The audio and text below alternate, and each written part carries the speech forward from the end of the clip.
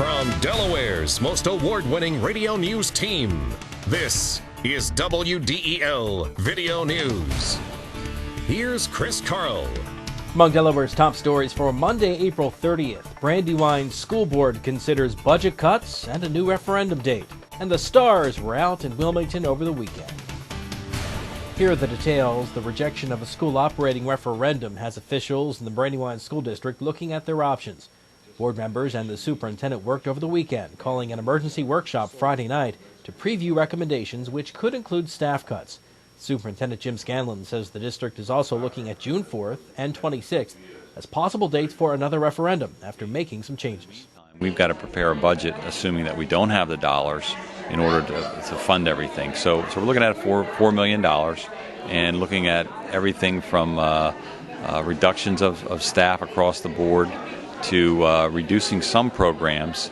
But again, we're trying to do all of that to maintain the integrity of programs for kids. The board is expected to take action on those recommendations tonight. Scanlon says the district will redo some of the components of the referendum, including full-day kindergarten and making a 3- or 4-year commitment instead of 5 years. Senator Biden is again calling on President Bush not to veto Iraq war funding legislation that sets a troop withdrawal timetable. In an hour-long appearance on NBC's Meet the Press yesterday, the Senate Foreign Relations Committee chairman said Mr. Bush continues to cling to an Iraq policy that can't succeed. My son's unit may get sent to Iraq, and if it does, he goes. I don't want that to happen, but if it happens, it happens. But I don't want my grandson going. And how we leave Iraq is going to determine not merely whether my son goes or not, but whether my grandson goes. So the idea of winning and losing this is the wrong language in my view. It's about salvaging our interest or not salvaging our interest, and we're very close to not being able to salvage them with this policy. Biden claims Congress's vote to authorize the use of force in Iraq allows lawmakers to change the mission of U.S. troops. A former high-profile political candidate is in trouble with the law. WDEL News continues in a moment. You could spend your money at the gas pump, or you could spend it on those sexy pumps at your favorite store. Let DART do the driving. Travel smart. Choose DART. Former State Attorney General candidate Ferris Wharton is facing charges after a minor hit-and-run accident yesterday. State police say the 54-year-old Wharton Chevy Tahoe clipped the rear of a car that was stopped in the left lane of 995 around 141. Witnesses say the SUV kept going, and after police were provided with a license plate number, they tracked the vehicle to Wharton. Police went to his home, saw the SUV, and Wharton went with them to be questioned about the accident. No injuries reported, and alcohol is not suspected to be a factor in the crash. Wharton is charged with following too closely and leaving the scene of a property damage accident. The University of Delaware is opening a new center to make sure you adopt a healthy lifestyle with less healthcare costs. WDEL's Curtis Gray reports.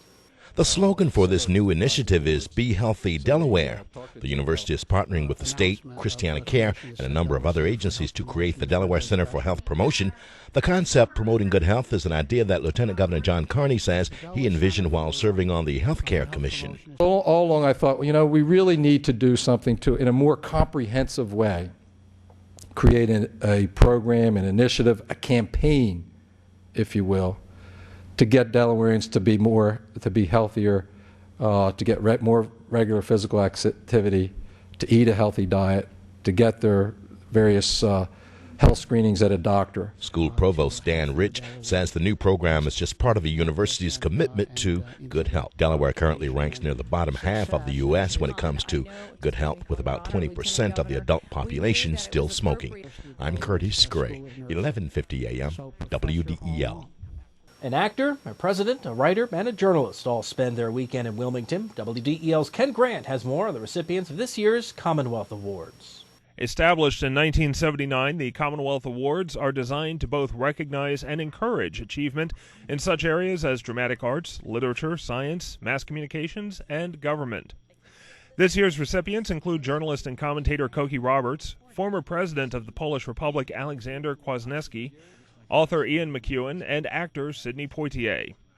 Poitier said one of his greatest inspirations is his father. He said, "The measure of a man is how well he cares for his children." And I never forgot that, because I had, as a reflective place to go, I had memories of how he was. He was a hardworking, very poor man, very uneducated man, but he took care of his children. Now you can fly into someplace yourself with a satellite telephone and go on the air live from any place in the world. It's remarkable, and the ability to do that changes everything in terms of how people see what's going on in the world. I think it's all for the better, but it certainly is different. Roberts said she encourages anyone interested in journalism to read from a broad range of sources. Ken Grant, 11:50 a.m., WDEL. Wilmington's third annual Restaurant Week begins today. Restaurant owners say the past 2 restaurant weeks have been successful. John Conley of Conley Ward Steakhouse says he was pleasantly surprised by the increase in business at his restaurant during the first 2 restaurant weeks, and he's looking forward to this year's event. Every week or every month or so forth and so on, either the older restaurants that have been around are now reinvesting a lot of dollars to kind of spruce up and reinvent themselves a little bit. And there are many new restaurants within our area that are coming in, different cuisines, and it's just wonderful because the whole city of Wilmington itself, you can see, is elevating and rising, and it's fun to be a part of it. For more information, go to cityrestaurantweek.com. Well, Blue Hen is going to the pros. WDEL Sports and your Delaware AccuWeather forecast coming up. Looking to gain an edge in the technology or design field? Wilmington College's Division of Information Technology and Advanced Communications offers state-of-the-art facilities equipped with the latest tools. Achieve balance, achieve success. In WDEL Sports, Jamie Moyer took a no-hit bid into the 7th inning before Miguel Cabrera broke it up with a double in a 6-1 Phillies win over Florida. The Phils offense was supplied by Jason Worth, who had a 2-run single, and Greg Dobbs, who cleared the bases with a double in a pinch-hitting appearance in the 8th. The Phils open a 10-game road trip tonight in Atlanta with John Lieber on the mound against Tim Hudson. The action on WDEL with coverage starting at 6:30. The Blue Rocks won their first series of the season. WDEL's Sean Green has the highlights. Top of the 2nd inning, 2 on, 1 out, when the Warthogs' Tyler Rivas would ground into this double play turn by the middle of the Rocks infield, and the game was scoreless after 2. In fact, we were scoreless into the bottom of the 7th when Keila Kaiahui hits this RBI double right past the Warthogs' first baseman in the right field corner. That would drive in Josh Johnson. The Blue Rocks would lead 1-0. Kaiahui obviously proud of himself after the hit.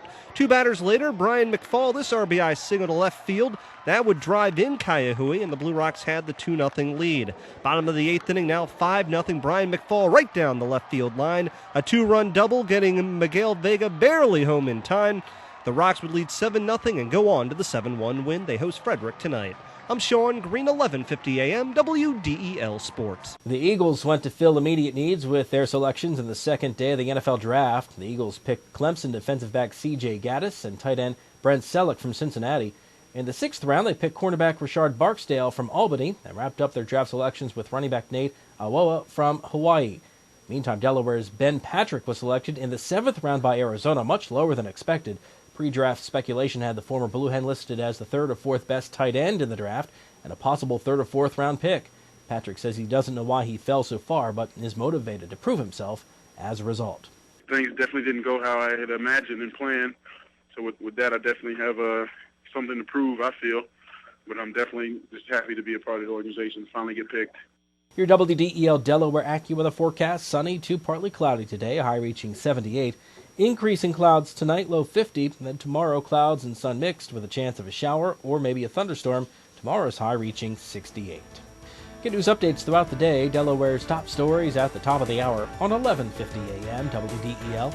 Or anytime right here at WDEL.com, including news video from Delaware and around the world from WDEL and the Associated Press. I'm Chris Carl. Thanks for watching.